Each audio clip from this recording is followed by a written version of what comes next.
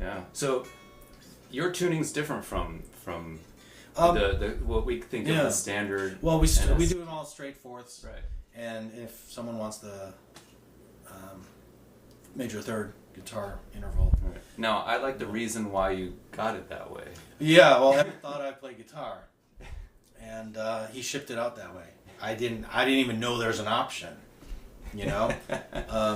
So I'm like, okay, that's the way it is. That's the way I'm going to learn it, and I wrote my tunes that way. Mm-hmm. And there's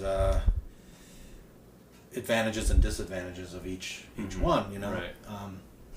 Now I want you to show us one of the advantages, because I sat down with you. Was that 2 years ago at the freelance thing, and you're showing us it was like the finger placement kind of thing, and doing up here, then going up the run, then down the run, or that kind of thing. Yeah, that's the main thing is, and I when I got the set on Oz's Music in Ann Arbor, the day it came, I went there and I'm playing it, and because I was like, I got to play this thing here. I don't want to wait till I go home. I got to play this now. So for about 45 minutes or something, I was playing it, and I just getting to know where the notes are, and I realized that in this tuning, wherever you are on the B string, a whole step up on the high A string is the octave. Right. Okay. So that was a handy thing to know. Easy. Yeah. For example, I don't know where any of the notes. Well, I know some of them. If you said where the C is, I'm like, okay, I know where C is, and I have to find out everything from that. Well, on the high parts, it takes a while. Like on a 5 string, the layout, but and I don't think in terms of the names of the note where I'm at up here as much. Okay. Just kind of know, like from visually, just looking and kind of knowing where to go. Okay, so the octaves are there. Yeah, and that became Disappearing One, my tune. Oh, okay. Because the first riff I wrote ever, that became a tune, was in the store, and because I was like, oh, I could do that. Oh, yeah.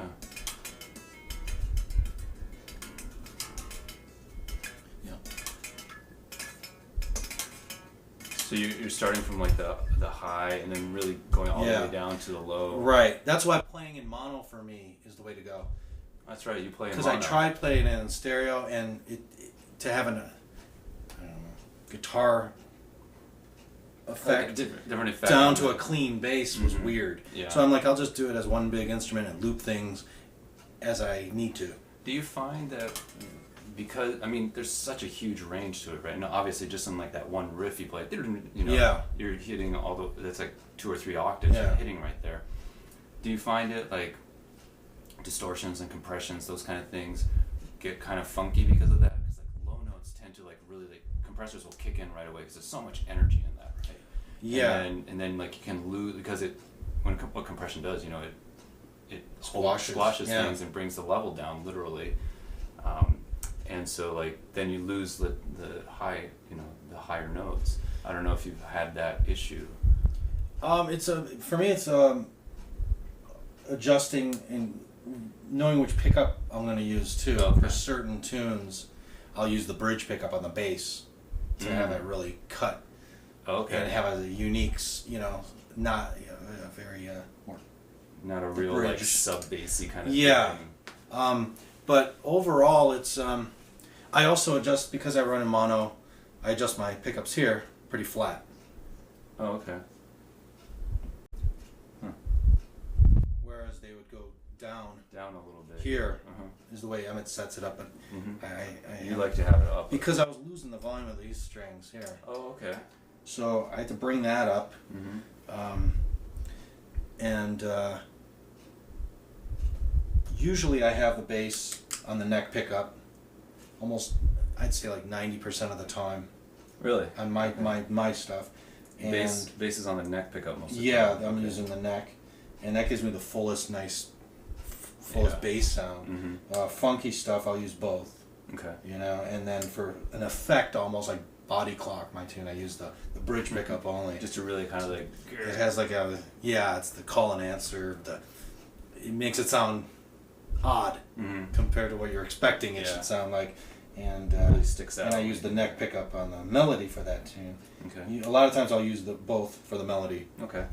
Something like Galaxy Rodeo, I'll use both bridge only to give it a more twang all the way across, and it works. Well, that song really calls for it with the name Galaxy and with Rodeo. the banjo MIDI on top of it. Oh, that's right. Yeah, I remember that. Yeah. Yeah, it's a fun one to play. Yeah, on the melody side, I've been playing with the neck pickup, and it gives more of that hollow kind of. I don't know. I really just like that tone. Yeah, I use that.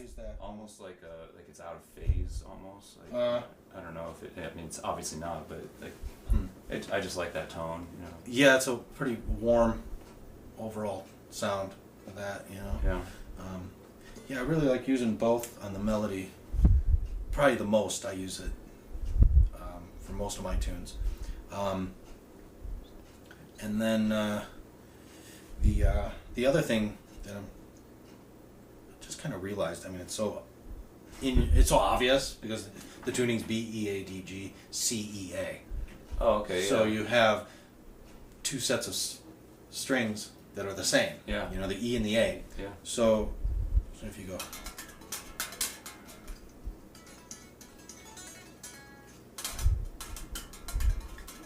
You can play it. Okay. So you don't even have to move. Same, yeah. It's just the same fret wherever you are. On the E and the A is the same fret here.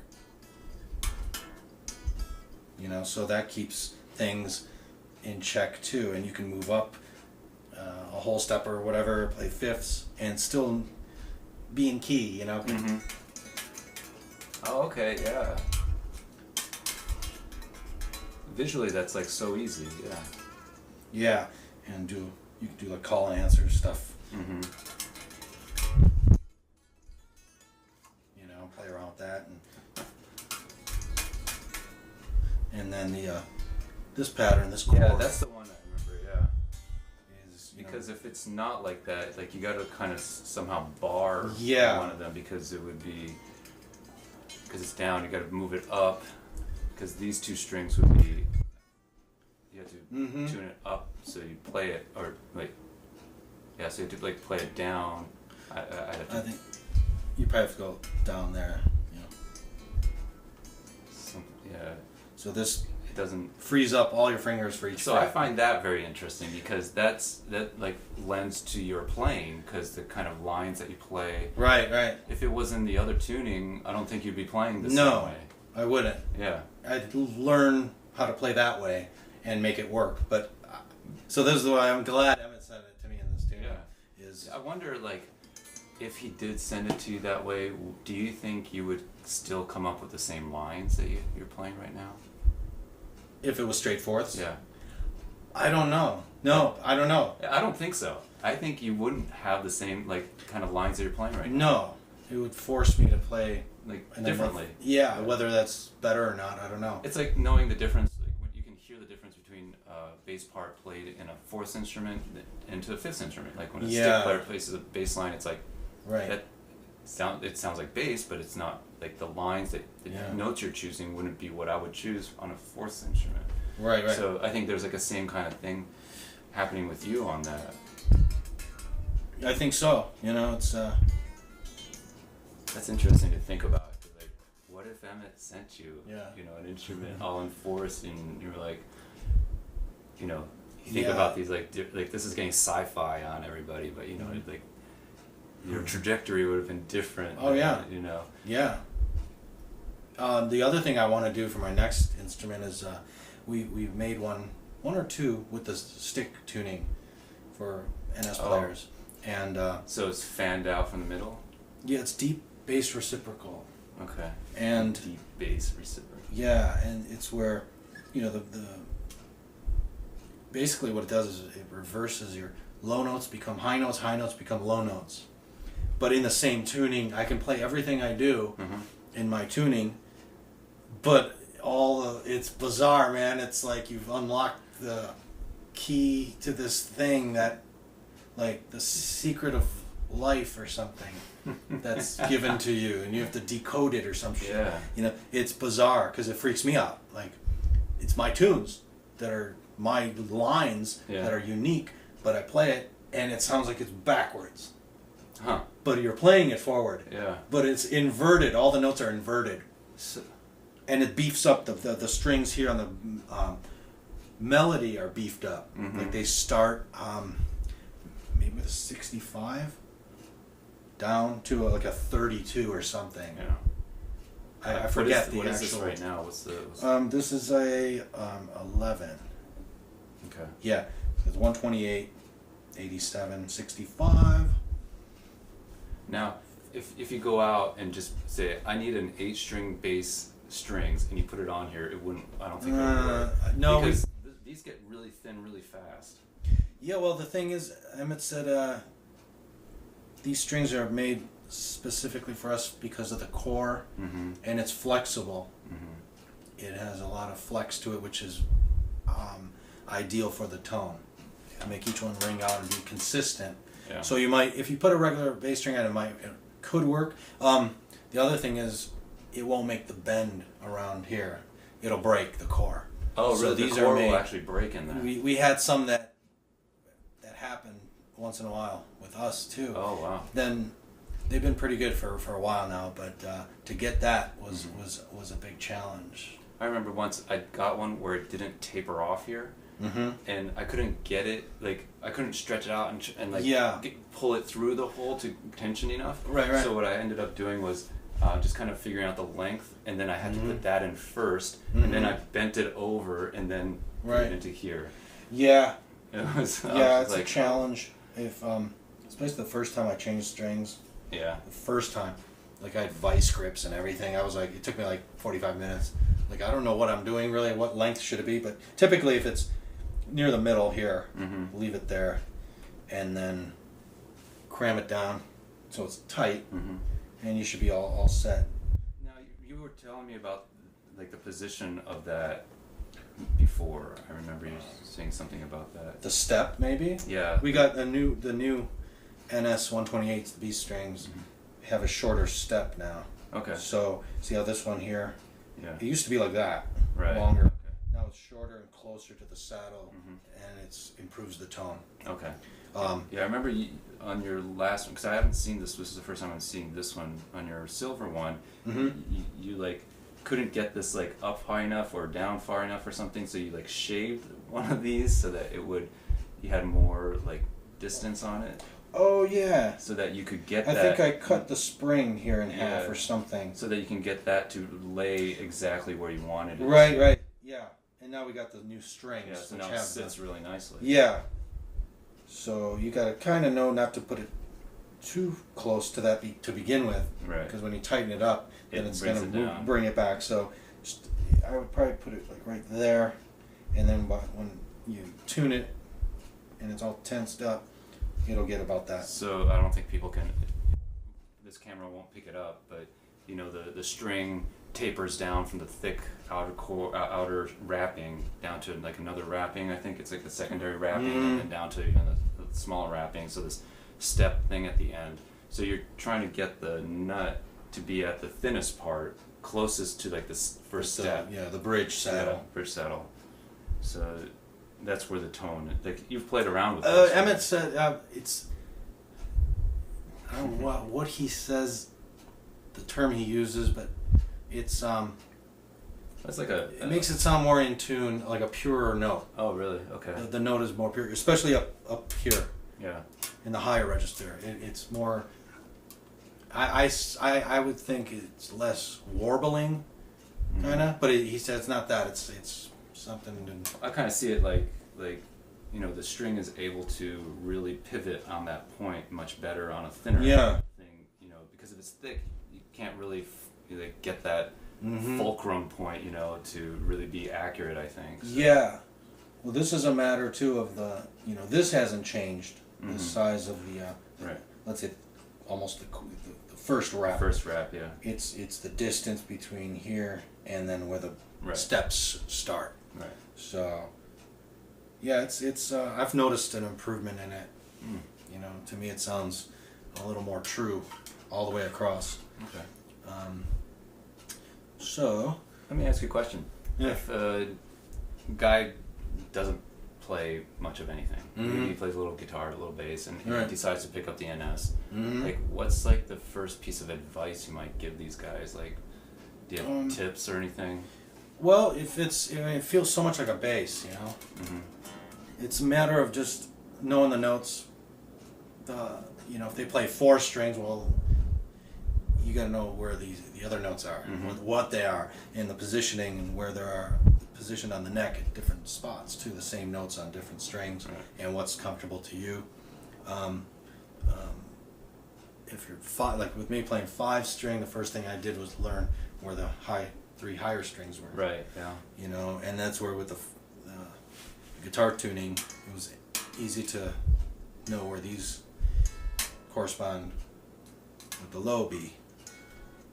Yeah. I don't know why I never thought of that. Like, I'm gonna steal that from you, but I'm gonna do it on my tuning. Yeah, yeah. And I'll be like, oh yeah, that is the octave. Because I'll go like, dun, dun, you know, going way up here, but you forget that there's like another one somewhere around here, and yeah, I don't know. I like playing the same notes too on different strings. Yeah, I do that too. Here, I've got my stick here. I'm glad I'm not the only one that thought of it, because I was doing this. I do the melody side with. So I'll play.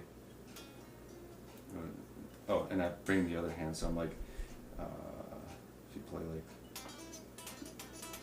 Yeah. So you're hitting that note twice, and it's like trippy. It's like yeah.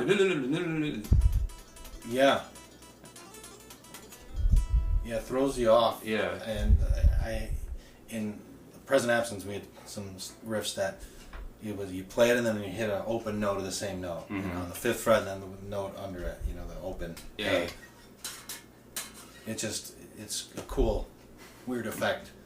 And then I'm not that great at tapping, like the same, doing this thing. Yeah, I never could do that. I feel like I don't have enough space too on this. Yeah, so what I do is I just hit the 5th fret, for example, and then 5 frets down. Sure. Yeah. And there's, yeah, that's cool. You know, so you can totally do that over here, and then run a bass line. Yep. You know, it's I'm totally cheating on. Yeah, well. I mean, but it's different though, because if you're tapping, you're not, you know, there's a bit of a break between it, and if you get really good at it, you can't really hear it, but it's still boom, boom, boom. Yeah. Where if you do this, you can Too overlap. distinct, like notes. Yeah. And there's a bit of a tone difference between the strings too. So, So it kind of gives them more of a movement to the sound also. Yeah, I think wherever you play on a different string, different position, it's going to have its own voice. It does. Yeah. You know, and then which rate and the attack and which accents you put on which notes, even if it's the same note, it's just for sure. It's a cool effect. So anything else like you're like, this is really cool, and I, you know, like like you're teaching people something, or you're like, well, let's see. Well, the new thing was that, you know, playing on the E and the A. Oh, okay, yeah. I mean, that's a new thing that I just discovered after all these years. I'm like, it's like, why didn't you think of this before? Yeah, right? I mean, I've said that every time I talk about the tuning. It's E and A, and then a high E and A. Yeah. But I never thought about applying it in position-wise here. Yeah, and then doing a really and call and then answer thing. Do the exact same thing, but then it's like, well, then I can move up a 5th, or, you know, or a whole step here, and I'm still good here, you know, and it gives you new ideas for new riffs and new ways of soloing and stuff. So that's a new thing for me. And do you have like certain keys or something that you like to play in, or you don't even really know what key you're playing in? I do that all the time. I've been playing like. Well, it depends with soloing. I just have patterns that I try to stick to.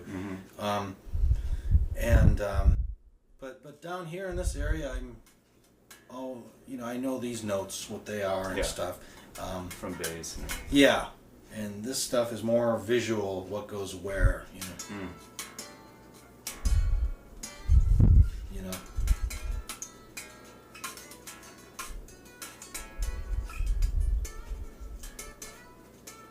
You know, I'll move around that way, but I'm not really thinking where I'm at, like what notes these are, as much as just where I am visually, and what works with here, you know. But another thing is to play the same note up an octave here on the same string, and move down just with this pattern. Mm-hmm. You know, one thing I've been really playing is bending notes. I've just been loving doing that because I'm covering like Satriani tunes. Oh, okay, yeah. Or only one tune actually, but like, you know, he's like bending whole notes, right? Mm-hmm. And that seems to be tough on the top string, especially. You know, like, I mean, I've been practicing a lot, so like, so from there to there, you know. But anyway, regardless of, you know, actually going an octave or half note, or an octave, a whole note or a half note, like I feel like a lot of beginner stickists don't do a lot of bending, and so it's like I feel that if you even just, you know, just put it that a little bit, so much vibrato expression goes into it. Oh yeah. And people think that vibrato is only like this, like going up and down the neck, but it's really just you know, pull on that string. Yeah. And I notice you really kind of bring in the vibrato, and it's it's a cool thing. I've noticed I do it too, and like with the tune body clock. Let's see.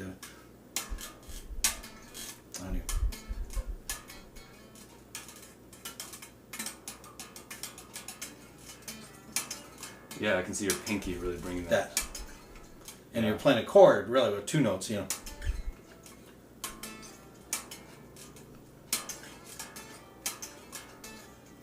So are you playing here? That's an octave because you got that step there, and then you bend the note.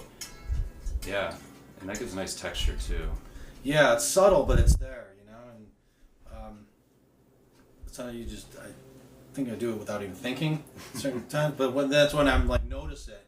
Like, wow, I'm giving it a little bend there, and I try to remember that. And where am I bending it? It's a little different each time, you know. And to be conscious of it and put it where you want to is a cool thing. You know, that thing I just showed you with the pinky is like if you hold it down, it's just the same note, but if you bend one, like and especially with like some distortions in it, it's just like it really gives a really mean you know, sound. It's pretty.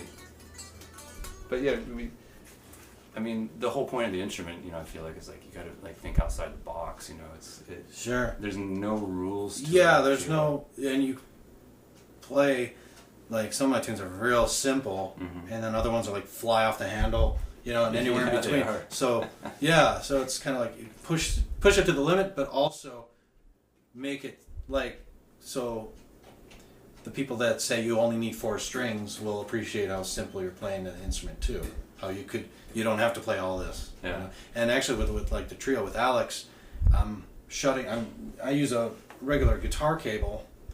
So when I go to the stereo mode, it shuts off the 4 guitar strings. It's just the bass side then. And it boosts the signal here. Yeah. So that's coming in handy for the first time in a while, because I'll have it on the mono switch and I'm playing, but I'm really playing, I could even have the volume off here, the volume on the melody side, and there's a part where I want to boost the signal because I'm tapping all of a sudden, you know, and then I just go here and you know, that cuts through all of a sudden really nice, because if I didn't, it's just not loud enough, you know. So you play with the damper on, right? Depends on what tune. I'm using it pretty much always on for my tunes. With Alex, I'm just going unmuting the bass side. Okay. And you just push down and it works great. Yeah. So it's still muting the melody side. Melody strings. So if your volume's still on there, it's not ringing out. Right. You know. So. Nice. So up to the first 4 strings there are open, unmuted. So with his tunes, a lot of that it comes in handy, and then I just have to remember go like that. Maybe switch the mono switch to stereo for the tapping part. I remember. So I've decided to just stay in one position now, but I was playing some tunes, you know, switching the switch, the pickup selection for different tunes, just for different tones and stuff. Right. I'd probably still do that, but like I remember like emailing you. I was like, "Is there a way to get this outside and put it on a foot switch?" Because I don't, because I forget, and I'm in the song, and my hands are being used here. So what do I do? You know, like I was like hoping there was like a foot switch I could hit, and then we could rig a string somehow and a pulley system. A pulley system like on my leg. Yeah. So I just like move my leg and. Yeah, I remember that. And then I also asked you about, and by the way, everybody, if you have questions about NS, you know, like you can literally just reach out.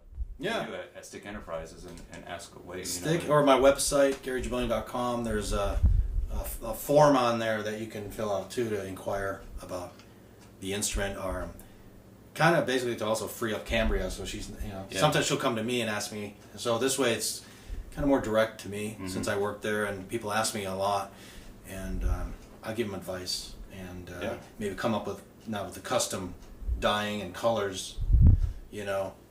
What are the options, the inlay options they want, and what do you recommend for this or that? How the MIDI works. I mean, you've been great at getting right back to me with questions. I was like, hey, can I change this switch so like instead of when I go into mono or into, you know, if I want to put a regular cable in here and I have it in stereo, that it would be the melody side coming out and not the other side. Right, you right. know, blah, blah, blah. All this kind of like stupid questions I'm sure you get all the time.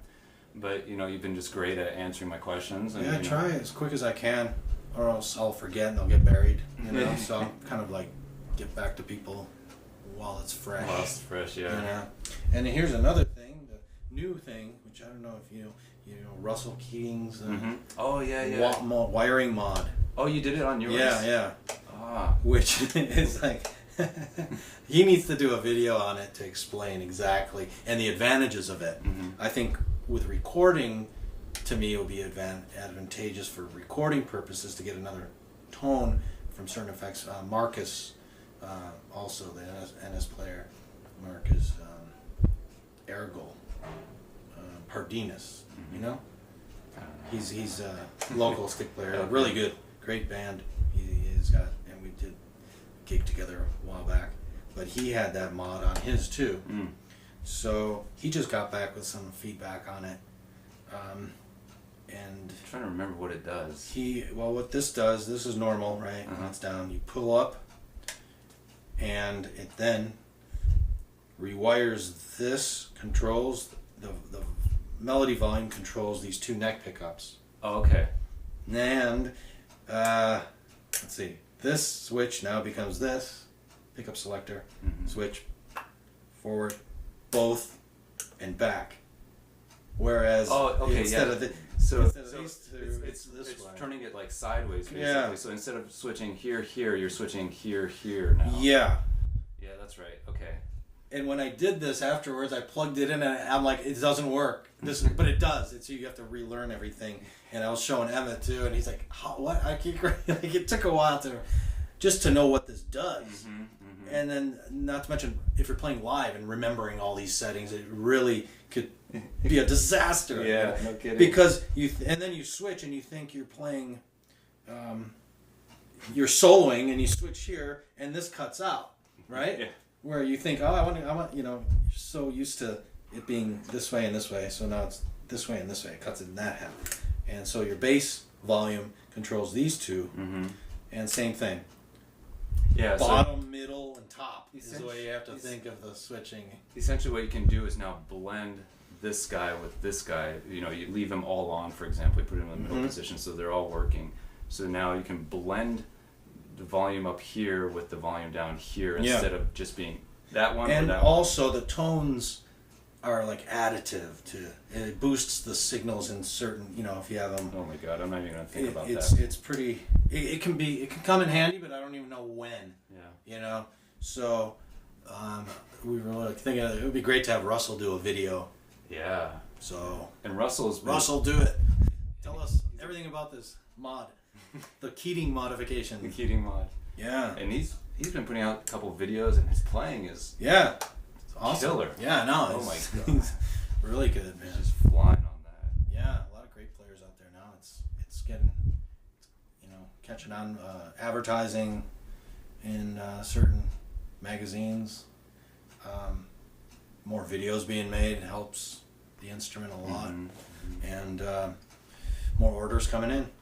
So yeah, it's keep good you for busy. me. Yeah. Any other not playing but hardware things that you should tell people? For example, I tell people watch out about the strap. I tell people get a locking strap thing down here. Yeah. Because this is what happens. You'll drop it and you'll get I totally chip that corner. But. Yeah, I make sure mine's tight in there. I should get locking too. This end can cut into the leather. Yeah, mine has been redone a few times. You could tell. And I just keep redoing it. Yeah. And I don't know, I like the way this feels. It doesn't grip too much, so it slides. Some of the newer ones we got are a little too grippy for me. Oh, really? I don't have the original one. This is like a seatbelt material. Yeah. That's real slick. Yeah, so I like it. Yeah. Too. And you play more like a bass, like on the side like that?